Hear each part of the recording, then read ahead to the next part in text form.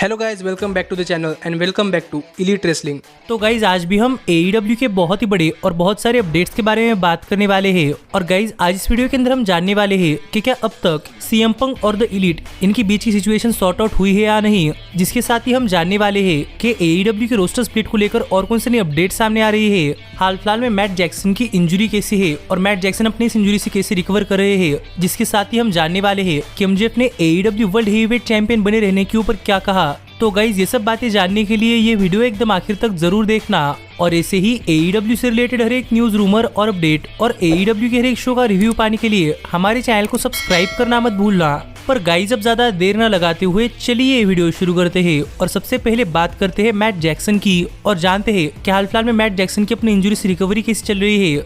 तो गाइज अगर आप द यंग बक्स को फॉलो करते हैं तो आपको तो पता ही होगा कि हमें यंग बक्स की वन हाफ यानी कि मैट जैक्सन कनाडा के अंदर हुए डायनामाइट शो के ऊपर इंजर्ड होते हुए दिखाई दिए थे। और तब से लेकर अब तक हमें मैट जैक्सन काफी देर के लिए AEW के डायनामाइट शोज को मिस करते हुए दिखाई दिए हैं। और जब last time Matt Jackson Dynamite show पर भी आए थे तब उनके हाथों के ऊपर पट्टियां बंधी हुई थी, जबकि वो एक काफी मेजर स्टोरी लाइन का पार्ट है। और इसी को लेकर बात करते हुए मैट जैक्सन की इंजरी के ऊपर एक लेटेस्ट अपडेट सामने आई है कि हमें मैट जैक्सन कब तक पूरी तरीके से ठीक होते हुए दिखाई दे सकते हैं। और गाइस बताया ऐसा जा रहा है कि मैट जैक्सन की जो शोल्डर इंजरी है वो हमें प्रॉबेबली आने वाले एक महीने के अंदर अंदर पूरी तरीके से ठीक होती हुई दिखाई दे सकती है, जिससे कि हमें मैट जैक्सन आने वाले डबल और नथिंग पे-per-view से पहले एकदम फिट होकर दोबारा से एक्शन के अंदर लौटते हुए दिखाई देने वाले हैं। जो तो हाल फिलहाल में मैट जैक्सन की इंजरी को लेकर अपडेट सामने आ रही है। और गाइस सच में कहना पड़ेगा कि अगर मैट जैक्सन डबल और नथिंग पे-per-view के पहले पूरी तरीके से ठीक होते हैं तो मेरे हिसाब से ये AEW के लिए काफी जबरदस्त बात होगी, क्योंकि मुझे लगता है कि मैं डबल और नथिंग पे-per-view के ऊपर द एलीट का एक स्पेक्टेकुलर मैच देखने को मिलने वाला है।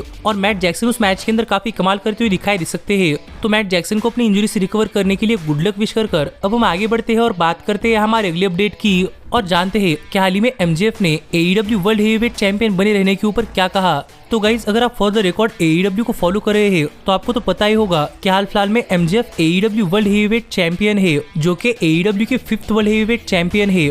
और MJF की टाइटल रेन अभी अभी स्टार्ट हुई है। पर अपने इस वर्ल्ड टाइटल के साथ ही यहाँ पर MJF ने क्लेम करना स्टार्ट कर दिया है कि हमें MJF अपने इस वर्ल्ड चैंपियनशिप के साथ काफी बड़े बड़े रिकॉर्ड सेट करते हुए दिखाई दे सकते हैं। क्योंकि हाल ही में MJF ने सोशल मीडिया हैंडल्स के ऊपर एक ट्वीट करते हुए कहा कि MJF वर्ल्ड चैंपियन की तरह ट्रेन करते हैं। MJF एक्सीडेंटली वर्ल्ड चैंपियन नहीं बने। MJF ने अपने करियर के अंदर काफी जबरदस्त मैचेस और काफी बढ़िया प्रोमोस दिए हैं। और जब लोग अपने घर पर बैठकर खेलते रहते हैं तब MJF अपने आप को और भी ज्यादा बेहतर करने के लिए ट्रेन करते रहते हैं।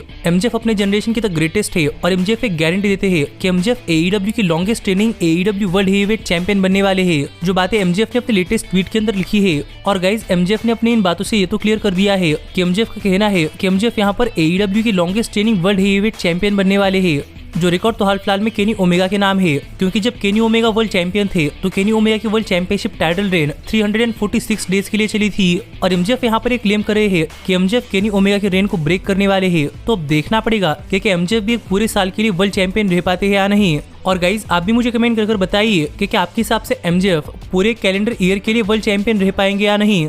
पर गाइज अब हम आगे बढ़ते हैं और बात करते हैं हमारे अगले अपडेट की। और जानते हैं कि हाल फिलहाल में AEW के ब्रांड स्प्लिट को लेकर और कौन सी नई अपडेट सामने आ रही है। तो गाइज अगर आप AEW को फॉलो कर रहे हैं तो आपको तो पता ही होगा कि हमें काफी जल्द ही AEW अपने कंपनी के अंदर एक तीसरा टीवी शो लॉन्च करती हुई दिखाई देने वाली है, जिस शो का नाम होने वाला है AEW कोलिजन। और इस शो के लॉन्च होने के बाद AEW के पास काफी ज्यादा टीवी टाइम होने वाला है। और इसीलिए अपने इस टीवी टाइम को यूटिलाइज करने के लिए शायद हमें AEW अपने कंपनी के अंदर ब्रांड स्प्लिट करती हुई दिखाई दे सकती है, जिससे कि हमें WWE के रॉ और स्मैकडाउन की तरह एक्सक्लूसिव रेसलर्स डायनामाइट शो के ऊपर और एक्सक्लूसिव रेसलर्स कोलिजन शो के ऊपर काम करते हुए दिखाई दे सकते हैं। और इसी ब्रांड स्प्लिट को लेकर हाल फिलहाल में इसे काफी तगड़े अपडेट सामने आ रहे हैं कि गाइस AEW इस ब्रांड स्प्लिट को काफी सीरियसली ले रही है। और AEW अपने इस ब्रांड स्प्लिट को एक काफी तगड़ा ब्रांड स्प्लिट करना चाहती है, जिससे कि काफी सारे सुपरस्टार्स को भी फायदा हो। और AEW अपना ब्रांड स्प्लिट काफी लंबी सोच रखकर कर रही है। जो और कुछ अपडेट्स इस ब्रांड स्प्लिट को लेकर सामने आ रहे हैं। पर इसके साथ ही यहाँ पर एक और अपडेट सामने आ रही है जो कि हमें बता रही है कि हमें कौन सा रेसलर कौन से ब्रांड के ऊपर रहता हुआ दिखाई दे सकता है।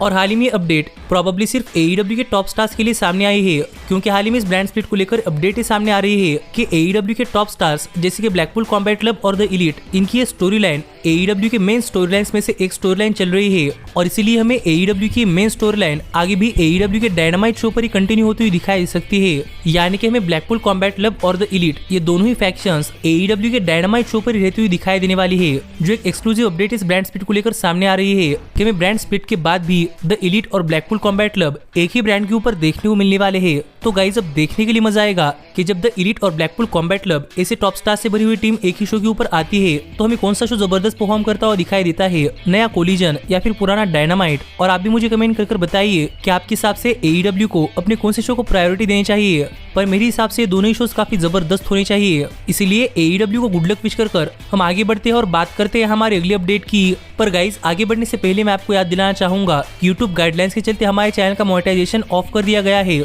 इसीलिए हाल फिलहाल में मैं यूट्यूब के ऊपर ज्यादा कुछ नहीं कर पा रहा। पर मैं चाहता हूं कि आप मुझे मेरे वेबसाइट के ऊपर सपोर्ट करें, जिससे कि मेरे वेबसाइट के थ्रू मेरी अर्निंग स्टार्ट रहेगी और मैं आगे भी आपको AEW के हर एक न्यूज रूमर और अपडेट इसी तरह हमारे चैनल के ऊपर बताता रहूंगा। और AEW के हर एक न्यूज रूमर और अपडेट हमारे चैनल की वेबसाइट के ऊपर सबसे पहले आते हैं और बाद में हमारे चैनल के ऊपर वीडियोस के थ्रू। तो इसीलिए डिस्क्रिप्शन में दिए गए पहले लिंक के ऊपर क्लिक कर हमारे चैनल की वेबसाइट को फॉलो करना मत भूलना।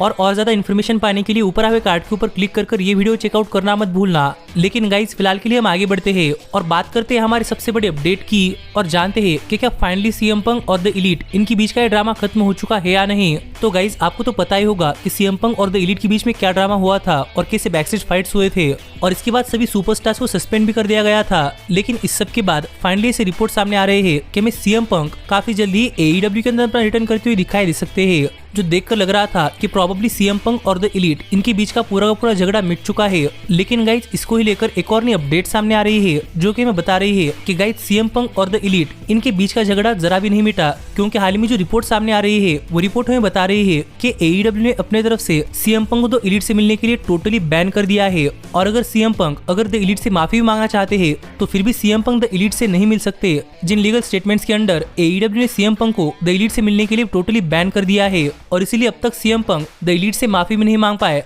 और इन रिपोर्ट से तो हम समझ सकते हैं कि मानो कि CM पंक काम करने के लिए रेडी है, पर मुझे नहीं लगता कि द एलीट CM पंक को इतनी आसानी से माफ करने वाली है। इसलिए गाइस देखना पड़ेगा कि आगे CM पंक और द एलीट इनके बीच में क्या क्या होता है और क्या ये अपने झगड़े भुलाकर साथ में काम कर पाते हैं या नहीं। लेकिन गाइस ऐसे ही AEW से रिलेटेड हर एक न्यूज रूमर और अपडेट और AEW के हर एक शो का रिव्यू पाने के लिए हमारे चैनल को सब्सक्राइब करना मत भूलना। पर गाइस अब मैं मिलता हूँ आपसे अगली वीडियो के अंदर, पर तब तक stay healthy, stay happy and keep watching elite wrestling.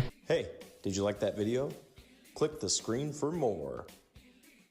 And where do you think you're going? Check out our official merchandise page and to support the entire cast. And thanks so much for being the elite. The elite, the elite. What, Nick, you're not going to sing it all with me this time?